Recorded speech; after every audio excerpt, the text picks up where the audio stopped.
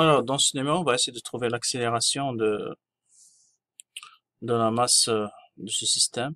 On va juste voir premièrement les forces qui agissent. On a donc ici alpha c'est 20 degrés, M1, notre poulie.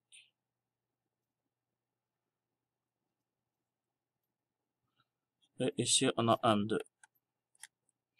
Donc si on veut schématiser les forces, donc il y a le poids P2, ici il y a le poids P1,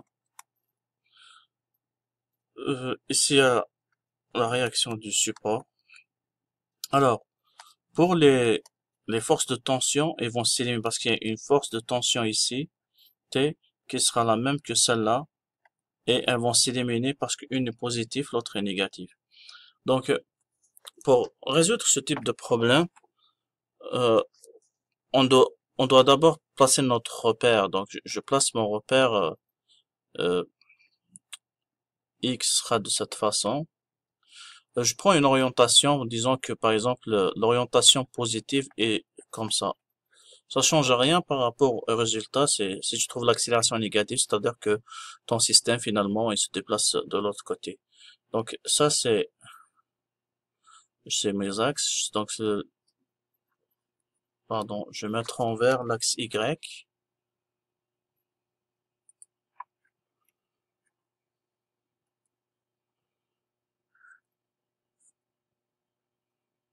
Ok. Pour les placer sur le schéma, je vais refaire une autre.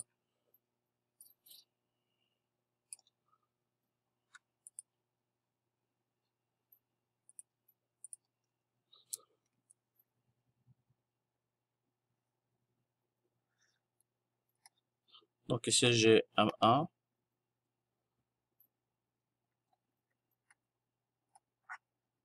ici j'ai M2. Donc je place mes repères, je place les X de cette façon.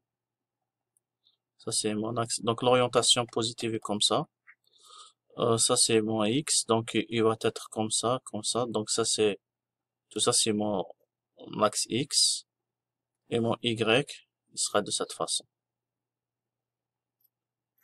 Bien qu'il va rien se passer sur mon axe Y, mais ça va me permettre de voir où est-ce que je pourrais faire mes projections. Ok, c'est bon. Euh, donc c'est quoi l'objectif quand tu places tes axes X? Ben s'il y a une force qui est de ce côté, ben par rapport à Y, donc elle sera négative. Donc les forces qui sont c'est comme un repère en mathématiques. Toutes les forces qui sont de ce côté seront positives, de ce côté seront positives. Donc ici seront négatives et ici seront négatives. On va voir donc, je place mes forces. Donc ici j'ai P, P2. Ici j'ai P1.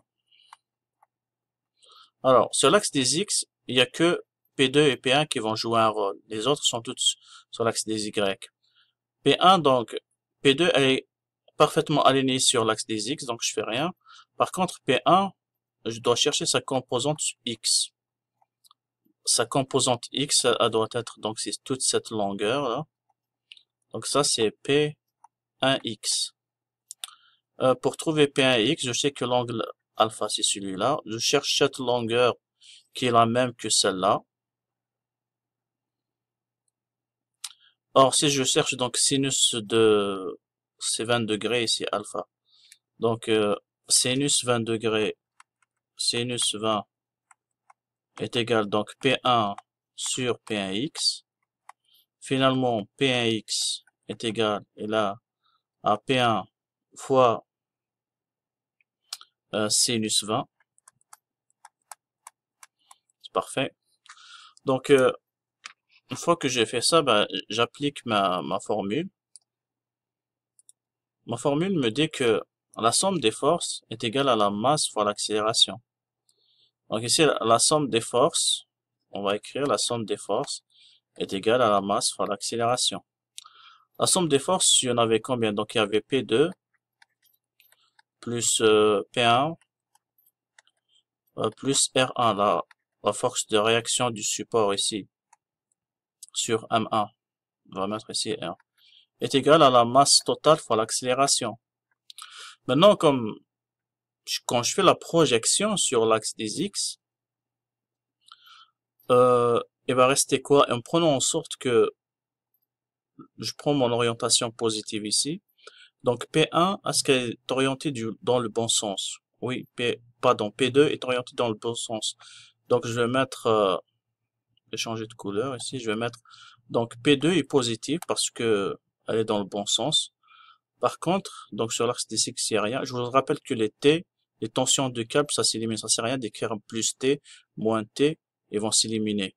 P1X, elle est de l'autre côté.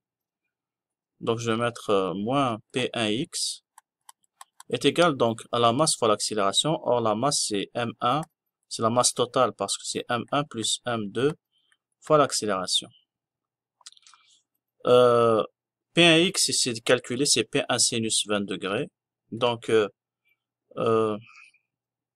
ici l'accélération ça va être, donc c'est P2 moins P1X divisé par M1 plus M2. Or, P1X, on le connaît, c'est P1 sinus 20. Juste supprimer tout ça.